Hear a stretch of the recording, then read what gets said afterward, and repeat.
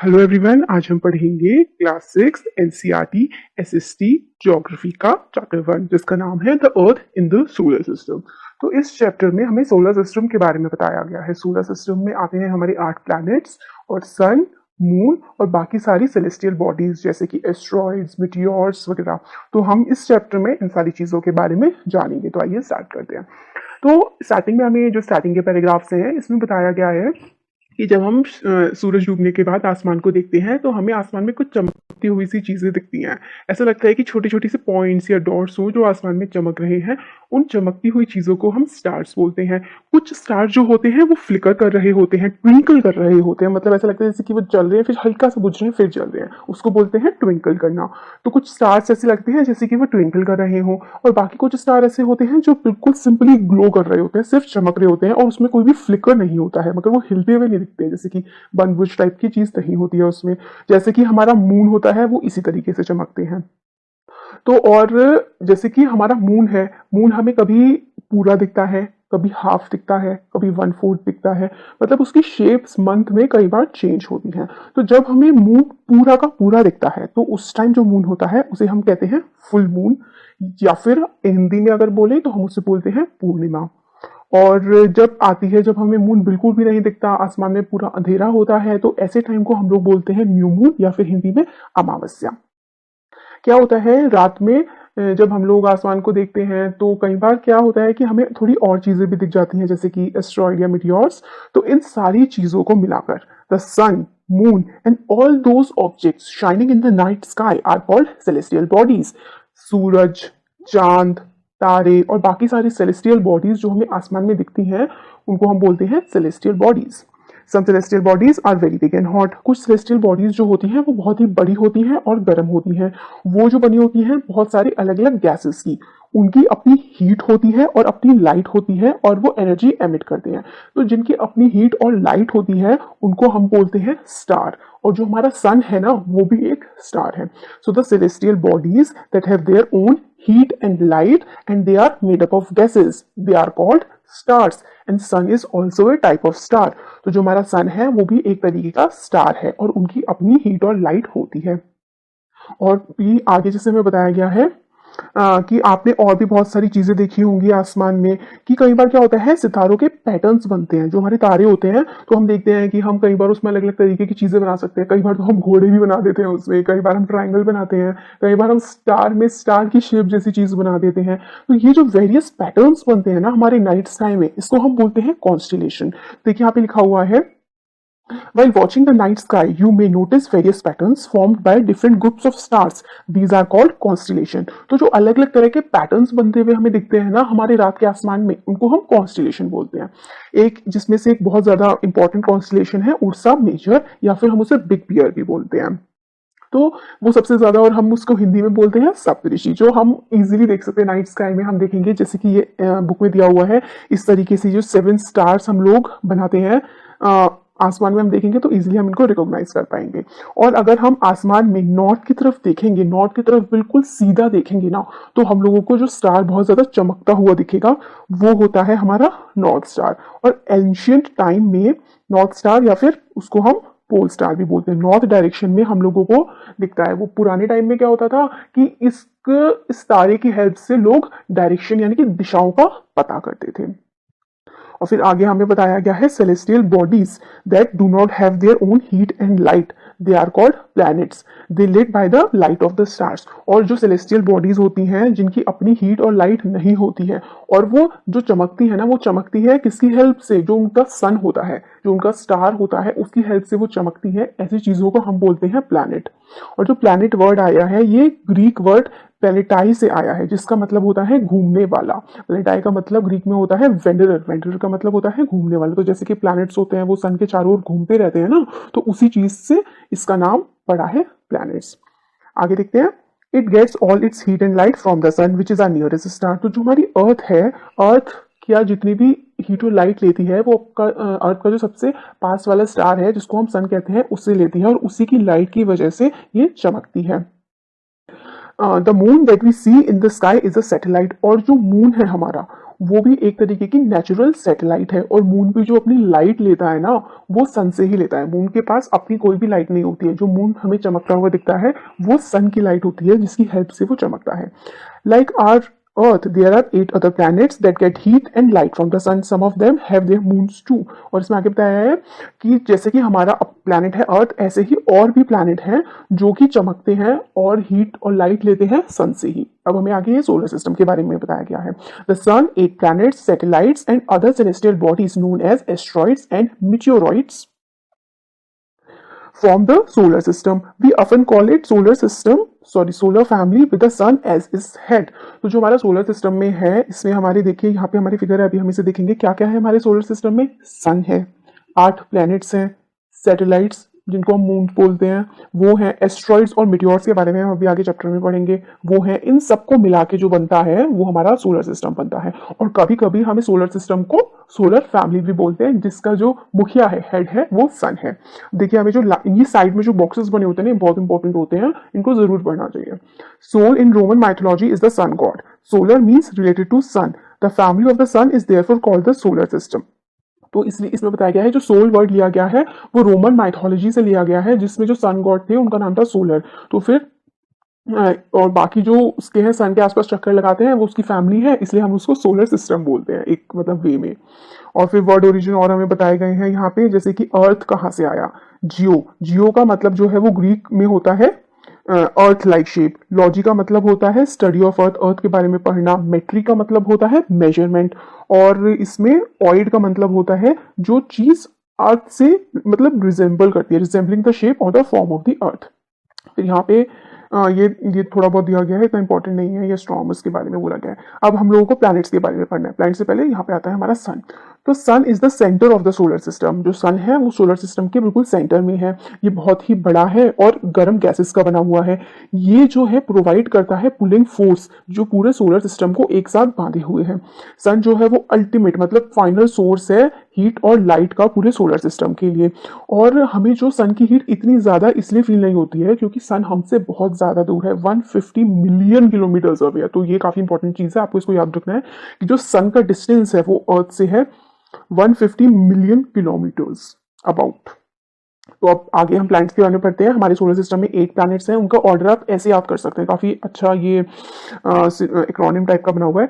My very efficient mother just served us nuts. इसके पहले पहले जो ये बोल्ड लेटर्स कलर में किए हुए ना, पिंक कलर में, MVEMJSUN, इसको हम ऐसे करके सेम पैटर्न से याद कर सकते हैं। ये जो है ये उसी डिस्टेंस में है जैसे कि सन से कितनी कितनी दूरी पे है, उसी सीक्वेंस में लगे हुए हैं। मरकरी, वीनस, अर्थ, मार्स, जुपिटर, सैटर्न, यूरेनस और नेपच्यून। तो हमारे जो 8 प्लैनेट्स हैं ये सन के अराउंड चक्कर लगाते हैं। तो जिस पाथ में ये चक्कर लगाते हैं उसको बोलते हैं ऑर्बिट। जो मरकरी है वो सबसे ज्यादा पास है सन के और उसको 88 डेज लगते हैं अपनी पूरी ऑर्बिट कंप्लीट करने के लिए। तो ऑर्बिट क्या होती है?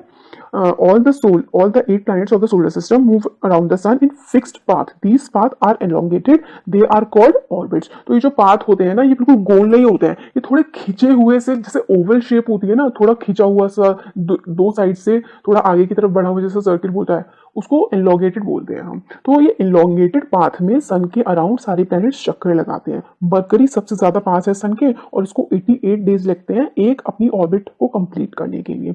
वीनस को हम अर्थ का ट्विन बोलते हैं।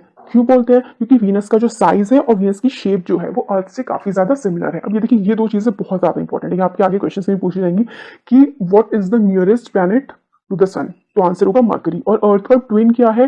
अर्थ के ट्विन का क्या नाम है? तो वीनस जो है वो अर्थ का ट्विन माना जाता है। क्यों? क्योंकि उसका जो साइज और शेप है वो काफी ज्यादा मिलता है अर्थ से। और आगे बताते हैं इसमें कि 2006 तक हम प्लूटो को भी प्लैनेट मानते हैं, मगर एक इंटरनेशनल एस्ट्रोनॉमिकल यूनियन की मीटिंग हुई थी जिसमें से उन्होंने इसको हटा दिया प्लैनेट को एज मतलब प्लूटो को अब हम प्लैनेट नहीं मानते हैं और हम उसे अब ड्वार्फ प्लैनेट बोलते हैं।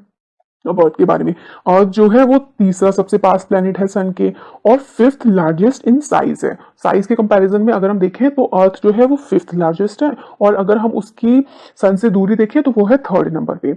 और जो अर्थ है वो पोल्स की साइड से, अर्थ गोल होती है तो सबसे ऊपर का पार्ट अर्थ का और सबसे नीचे वाला पार्ट जो है, अगर हम उसको एक बॉल की तरह देखें तो बॉल को पकड़ते हैं हम, तो एक ऊपर वाला पार्ट होता है, एक नीचे वाला पार्ट होता है, तो ऊपर वाला पार्ट और नीचे वाला पार्ट को हम बोलते हैं पोल।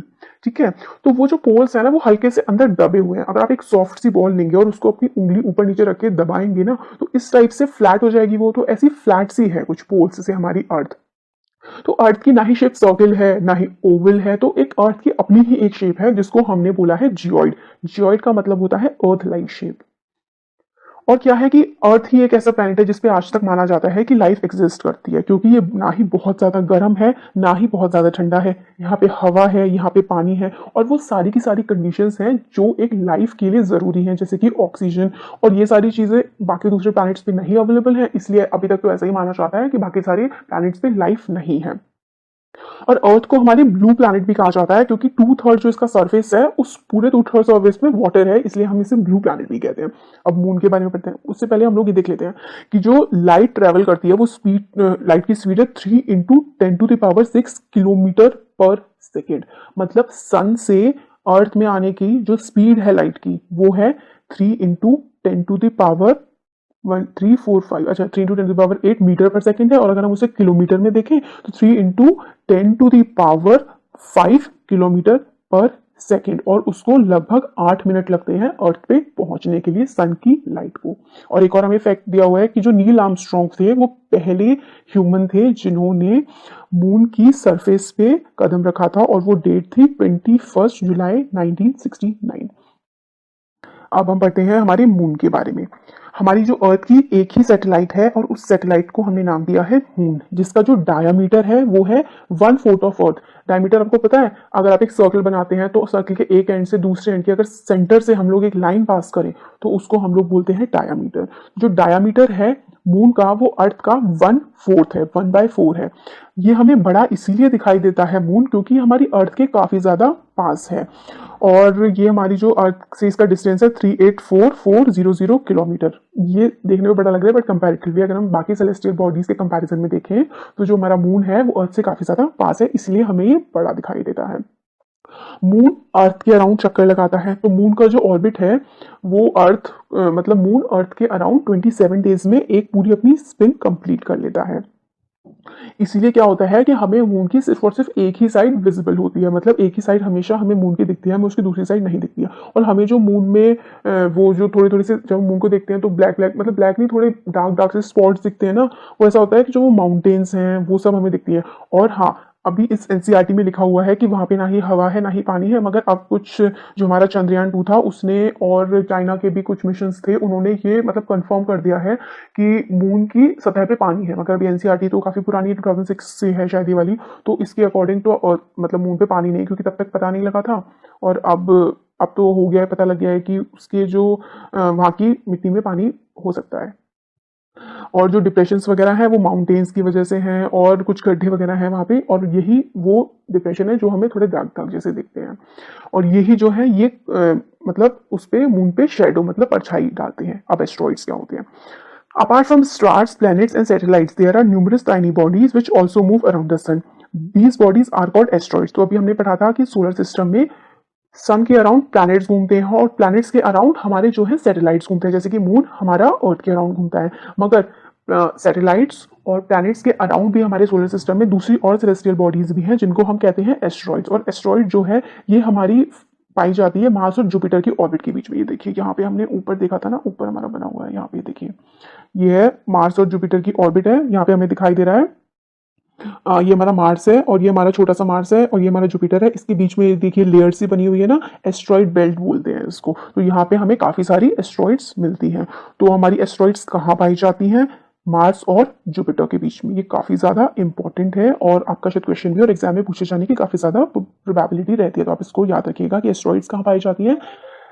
एस्ट्रॉइड्स पाई जाती हैं मार्स और और हमारे जो साइंटिस्ट हैं वो ऐसा भी मानते हैं कि जो ये एस्ट्रॉइड्स हैं ये हो सकता है कि जो प्लैनेट्स हैं कोई जो कई हज़ार साल पहले कुछ एक्सप्लोजन हुआ हो, वो फूट गए हों और उसके कुछ पार्ट्स हैं जो मार्स और जुपिटर्स के बीच में घूम रहे हैं और हमारे सोलर सिस्टम में मौजूद हैं। हो सकता है कई साल पहले हमारे प्लैनेट्स में से ही टूट के निकले हों। अब मीटेओरॉइड्स क्या होते हैं? Small pieces of rocks which move around the sun are called meteoroids. जैसे एस्ट्रॉइड्स उसमें होती हैं, एस्ट्रॉइड बेल्ट में मार्स और जुपिटर के बीच में, इसी तरीके से मीटेओरॉइड्स भी होती हैं जो हमारे सोलर सिस्टम में ही होती हैं। Sometimes these meteoroids come near the earth and tend to drop upon it. कई बार क्या होता है, ये जो मीटेओरॉइड्स होती हैं ये अर्थ की तरफ आ जाती हैं और इस पे मतलब अर्थ के एटमॉस्फेयर के अंदर आ जाती हैं और गिरने लगती हैं। ये क्या होता है कि जब वो अर्थ के एटमॉस्फेयर के अंदर आती हैं तो फ्रिक्शन जनरेट होता है और फ्रिक्शन की वजह से ये जलने लगती हैं और इनके पीछे एक लाइट सी दिखाई देती है। और कई बार क्या होता है, ये हमारी जो अर्थ के सरफेस पे पहुंच जाती हैं और बहुत ही ज़्यादा मतलब अर्थ के सरफेस पे जब आके गिरती हैं तो ये गड्ढा वगैरह भी कई बार क्रिएट कर देती हैं। और फिर हम आगे इसमें पढ़ते हैं जो हमारी गैलेक्सी है जिसमें हमारा सोलर सिस्टम है, इस गैलेक्सी का नाम है मिल्की वे गैलेक्सी। एक गैलेक्सी में बहुत सारे मिलियंस ऑफ स्टार्स होते हैं। मिलियन, 1 मिलियन में होते हैं 10 लाख, तो मिलियंस ऑफ स्टार्स होते हैं एक गैलेक्सी में। और जो हमारी गैलेक्सी है इसका नाम है मिल्की वे। और मिल्की वे जैसी और भी बहुत सारी गैलेक्सी हो सकती हैं। एंशिएंट इंडिया में ऐसा समझा जाता था, मतलब एंशिएंट इंडिया में जो आज हम इंग्लिश में से मिल्की वे बोलते हैं, एंशिएंट इंडिया में इसको बोला जाता था आकाशगंगा। A galaxy is a huge system of billions of stars and clouds of dust and gases. एक गैलेक्सी में बहुत सारे स्टार्स होते हैं और बादल होते हैं मिट्टी के और अलग अलग तरह की गैसेस के। There are millions of such galaxies that make universe. और हमारा यूनिवर्स जो बनता है वो ऐसी बहुत बहुत सारी गैलेक्सीज को मिलाकर हमारा यूनिवर्स बनता है। It is difficult to imagine how big the universe is. और हमें मतलब पता लगा पाना काफ़ी मुश्किल है कि कितना बड़ा यूनिवर्स होगा, और साइंटिस्ट जो हैं आज भी इसको पता लगा पाने में सक्षम नहीं है। तो अब देखिए हम लोग को यहाँ पे डायग्राम दिया हुआ है। हमारी अर्थ है, हमारी अर्थ किस में आती है? सोलर सिस्टम में आती है। सोलर सिस्टम किस में आता है? मिल्की वे में आता है। और मिल्की वे किस में आता है? यूनिवर्स में आता है। यूनिवर्स में बहुत सारी गैलेक्सीज होती हैं। तो हमारा चैप्टर हो गया कंप्लीट। आपको वीडियो कैसा लगा कमेंट सेक्शन में बताइएगा। अच्छा लगा तो वीडियो को लाइक करिए और चैनल को सब्सक्राइब करिए। Thank you so much.